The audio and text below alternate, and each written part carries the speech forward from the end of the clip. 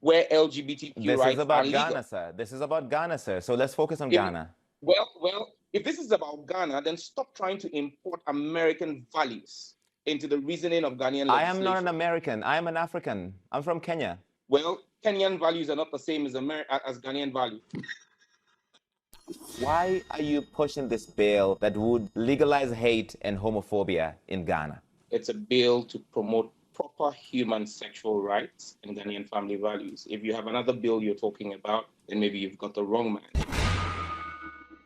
But if you're talking to me about the bill I'm sponsoring in Parliament, it is to promote proper human sexual rights and Ghanaian family values. What are these Ghanaian family values in your mind, sir? The right Ghanaian values, customary value into society. Ghanaian culture. These members of the LGBT community we're speaking to, sir, are also Ghanaians. They're also Ghanaian. They are part of Ghanaian culture, and they're saying they're gay, they're transsexual, they're bisexual. They are also Ghanaians. Some of the individuals who were involved in planning terror attacks in America are American citizens. Is it American culture to kill people?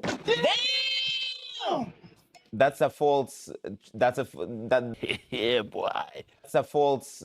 That's not the same comparison. But what I want to focus on here is it's not the same comparison. You are telling me that because we have people who are carrying out an activity that is illegal per our laws already, and our culture frowns on it because they are found in our jurisdiction. That is our culture. There were many things that were illegal that are unjust. Innocent children and teachers. Honorable MP, there are many things that were illegal, that were unjust, and those laws were changed because they are unjust. Well, laws are a reflection of society. Until 1960, American society did not find women fit to vote. And so women did not vote there. When they found them fit to vote, society evolved. Society evolves. At this point in time, the Ghanaian society is in a position where it says it is not welcoming of homosexuality. And any other person must respect the views of Ghanaian society. That is the system, that is the society of Ghana. What's your reaction to the members of the LGBT community, sir, that we've been speaking to, who tell us they're afraid for their lives when this bill passes, if this bill passes, that they're afraid to even leave their homes? Well, anybody who is engaged in an illegal activity should be afraid of the law, shouldn't you? The United States in 2021 remains the most dangerous place for homosexuals. Sir, this is not about the United States. This is about Ghana. This is about Ghana. This is about Ghana. So I want to focus on Ghana, sir. Hang on. Let me ask the question. Let me ask you the question, sir. This is about Ghana. You are, as part of this bill, legalizing conversion therapy, which UN experts consider torture. Do you believe that homosexuality can be medically treated? Wait for it. Here it comes. Tell me how individuals who are born men and decide to become women, is that torture? Because I don't see how different hormonal treatment is from what you call conversion therapy. Is not the same as conversion therapy. These are very, very different. This is a false equivalence you're making, sir.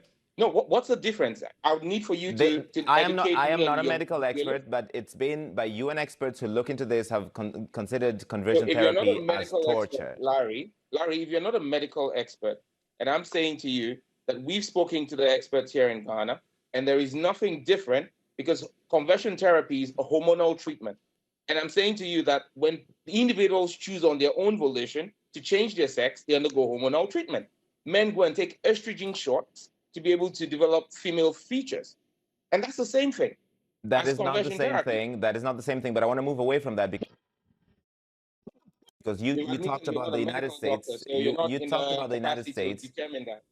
This American organization held a conference in Accra in 2019, and shortly after, you introduced a bill with the same language, including family values. So you're influenced by a right-wing organization, which is considered one of the most hateful organizations exporting hate around the world. Is that correct? It can't be farther away from the truth. Larry, I was never, myself and none of the 7 other colleagues of mine was at this conference. In fact, this conference came to my notice after the CNN's David McKenzie asked me about it. I have had absolutely no contact with the World Council of Families. You describe them in the way in which you want to describe them. But we also have groups from the United States that are supporting LGBTQ rights, which is illegal in Ghana as we speak right now. Section 104 of our Criminal Offences Act makes it criminal. They're already trying to also influence Ghanaian stuff. This bill is in direct response. You say there was a conference here in 2019, a conference I'm unaware about. However, this bill is in, and I made a statement on the floor of the House in February, and my statement was clear. It was in response to the opening of an LGBTQ plus advocacy office in Ghana in January. That was supported by members of the diplomatic corps. So you want to make it difficult for anybody to live an open, free life because of who they love in Ghana, and you want them to go to jail for 10 years. You're happy with that? Well, you haven't read my bill. It's a misinformation to say that anybody who's found guilty of a homosexual act to go to jail for 10 years. That's a misconception you're peddling, and you should not do that. They can go to jail up to 10 years. This is just one of the many penalties that is in the bill, sir, that you're encouraging Ghanaians to report anybody who is suspected of being LGBTQ. Is that correct? Larry, I would advise that you're doing a job at what you're doing. Okay, if you want to put a spin on a bill, right? Nice. This is my bill that I've passed before Parliament. I'm going to read to you section 6.3 of the bill, or clause 6.3 of the bill, or 6.2 of the bill. A person who commits an offense under paragraphs A, B, C, D, E, F, G of subsection 1, which is the section that lists all the offenses, commits a second-degree felony and is liable on summary conviction to a fine of not less than 750 penalty units and not more than 5,000 penalty units, or to a term of imprisonment not less than 3 years or not more than 5 years, or both. So when you talk about 10 years imprisonment for persons engaged in homosexual activities, you are misleading the world, and that's unfortunate. All right, so you think, okay, 10 years is too much, but 5 years is perfectly fine for somebody who's gay in Ghana to go to jail. Well, that is the punishment for a second-degree felony in Ghana. And the activity of homosexuality is a second-degree felony. Honorable George, are you just a hateful person who does not want people who are different from you to have a life in Ghana? That is a defeatist approach to ask me a question, a defeatist line of questioning, that I'm a hateful person. If I'm a hateful person, we will not be protecting the rights of persons with LGBTQ and saying that you should not, they have a right. They have a right to a fair trial before the competent court of jurisdiction. What would you do, sir, if your son or daughter was gay? Well, thankfully, I have 2 sons and a daughter, and none of them is gay. That's not the answer. What would you do if one of them was gay? You're asking me to go into the world of abstracts. I'm a lawmaker. I deal with specifics. I deal with specific stuff. I don't deal in abstract. Maybe you should be talking to a storyteller or something. Will you take responsibility if, because of this bill, people who are going about their lives are attacked by Ghanaians or are harmed because it's legal to do so, or people have been encouraged to do so, or are suicidal for that matter, take their lives because they can't live in that society? Well, Larry, let me answer your question. Earlier when I was telling you that this year alone, as of June this year alone, 21 persons had been attacked and killed in the United States, where LGBTQ rights are legal. This is about Ghana, sir. This is about Ghana, sir. So let's focus on Ghana.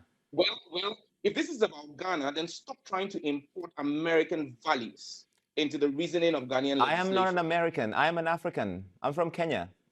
Well, Kenyan values are not the same as Ghanaian values. We have different values. I didn't say into Africa. I said into Ghanaian values. I'm a Ghanaian legislator. And just so you know, I represent a community or constituency that has 2 traditional areas. Before agreeing to push this bill, I met with my 2 traditional councils. I am a representative of the people who voted for me. The people who voted for me, the 2 traditional councils said to me, this is against our culture. The people who voted for you, Honorable George, and I have to go, the people who voted for you, of all the problems they have in your constituency, is this the major issue for them? Is this the thing they're most concerned about? Well, this is one of the major issues for them, because the government of Ghana in 2020 spent $200 million subsidizing the cost of antiretroviral drugs for persons who have HIV/AIDS. The Ghana AIDS Commission is telling us that men having sex with men, MSMs, homosexuals, are leading the surge in HIV prevalence in Ghana. $200 million could have fixed the water problem in my constituency. Okay, we're going to have to leave it there, Sam George. Why are you running? Why are you running?